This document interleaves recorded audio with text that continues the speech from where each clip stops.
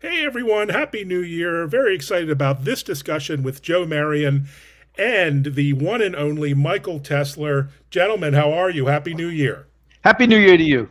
Happy New Year to you guys. Nice to see you. Well, the new year is only going to get better because we are shortly going to be down in Fort Lauderdale, Florida at Cloud Connections 2023, an event that is, I think totally unique and differentiated in our industry.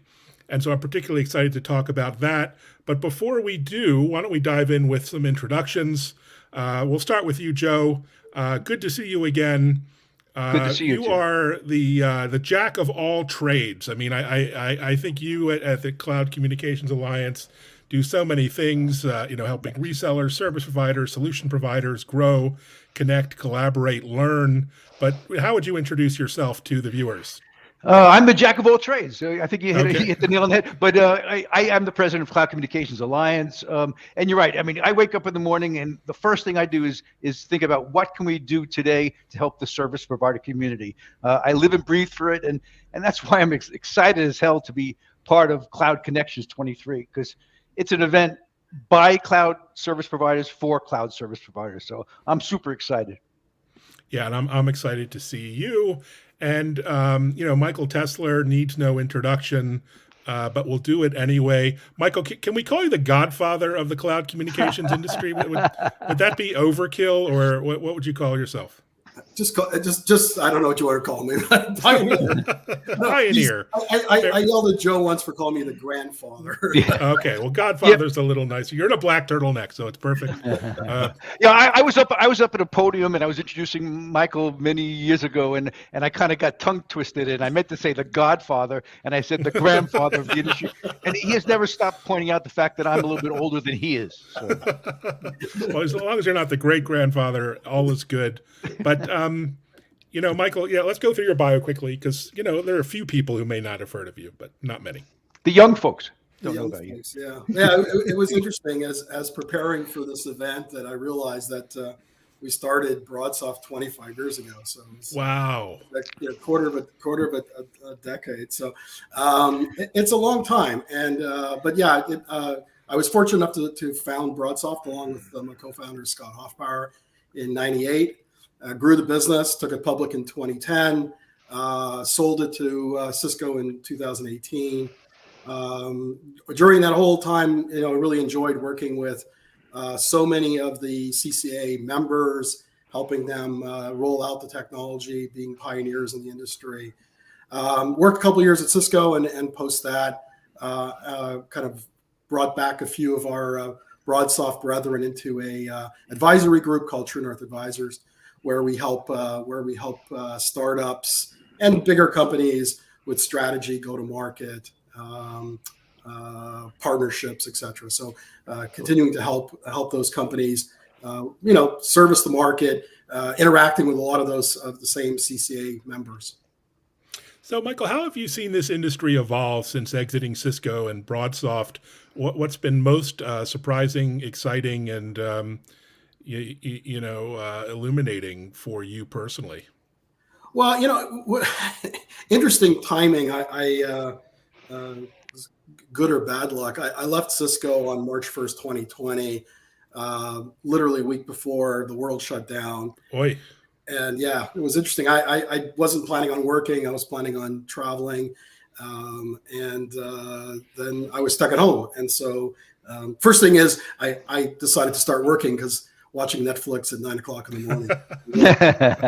You're giving away my secret here. Come on. Yeah, so you realize that there's so much you could do between 9 and noon watching Netflix. And so decided to kind of kick off this advisory business. But truly, I think probably the biggest thing which we've all seen is how the cloud communications technologies have really supported companies through the pandemic, of going from super concentrated in offices to being hyper distributed, remote work, distributed work, all kinds of flavors, and we're still trying to, companies around the world are still trying to find the right formula between in office and hybrid and remote, etc.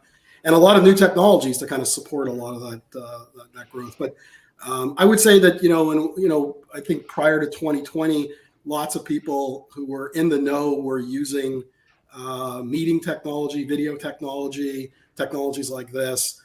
But so many people had to scramble during the early days of the pandemic, and we saw explosive growth in the whole visual communications meeting space, and that really kind of cemented this UCaaS market, which I would say before the pandemic was a little bit more voice oriented than meetings and messaging oriented.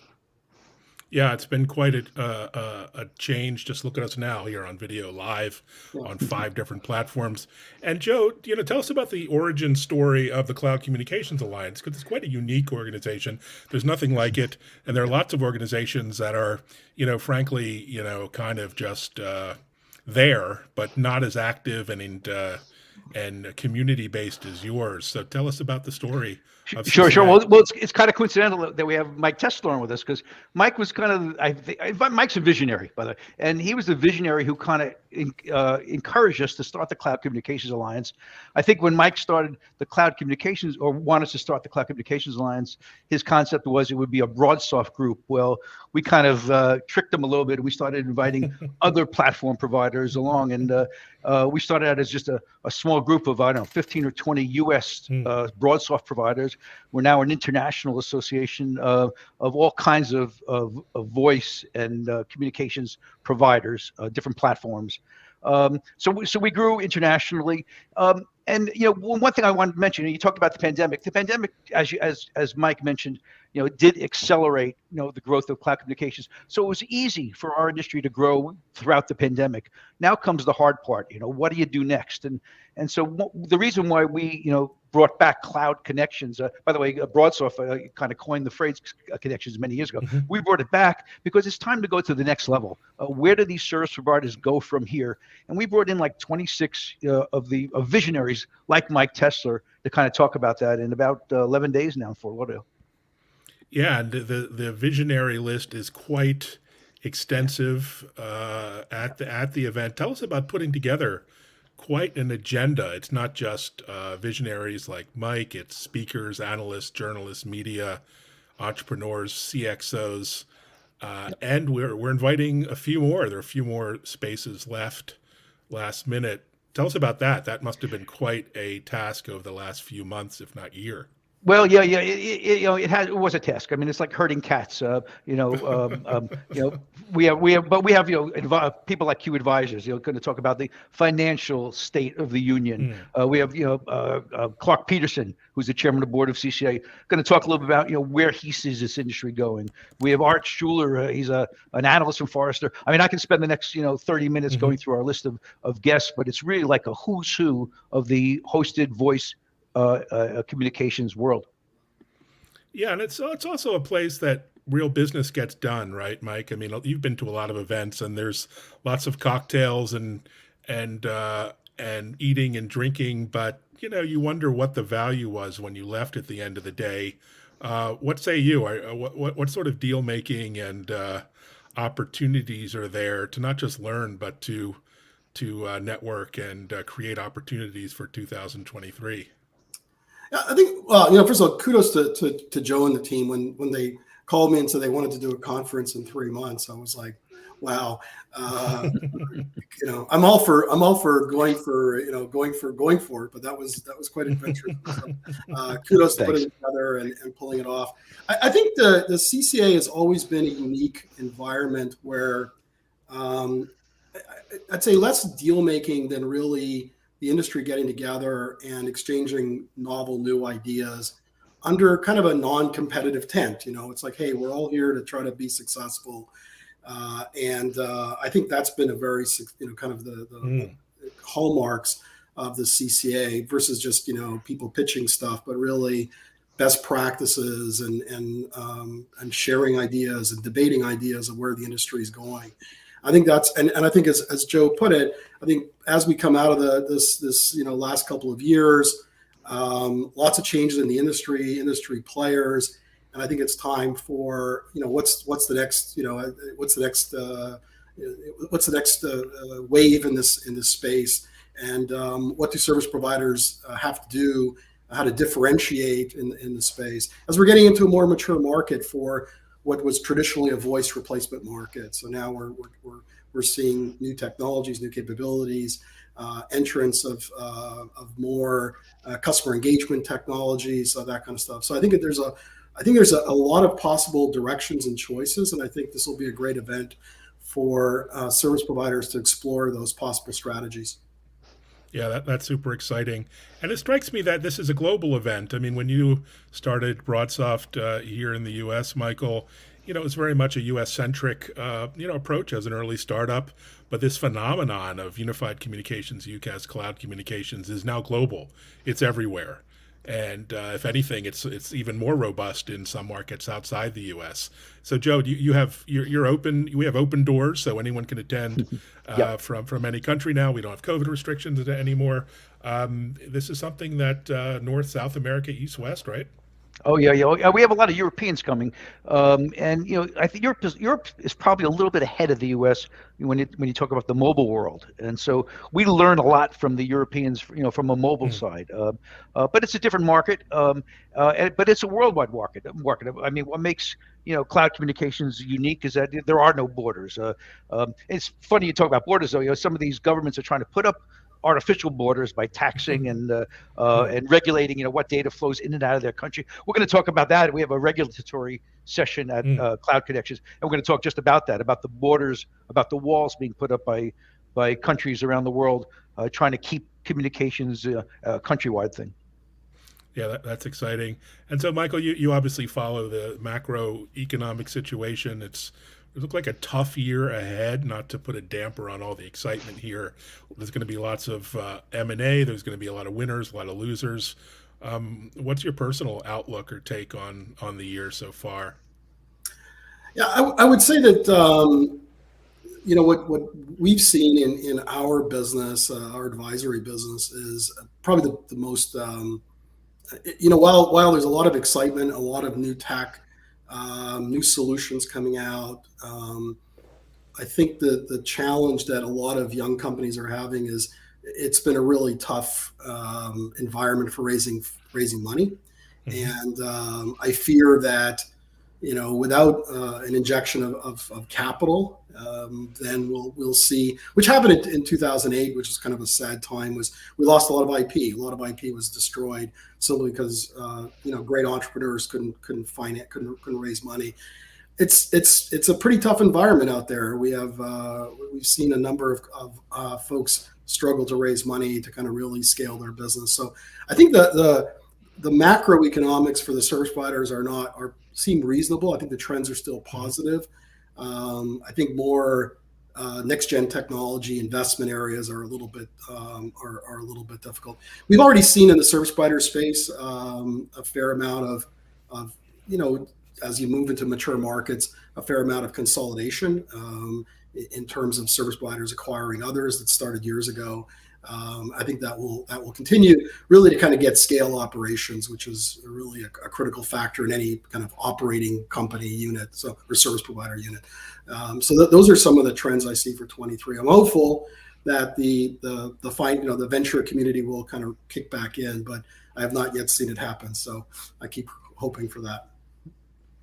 Knock on wood. Now's the best time ever to fund or start a startup. What was the climate like when you started BroadSoft, Michael? What was the environment like 25 years ago? Yeah, that's a long time. Strangely enough, it was. I always say that if I look at the 25 years of since I started BroadSoft, the investment community kind of goes in these crazy waves. And in 1998 when we started, there was plenty of capital.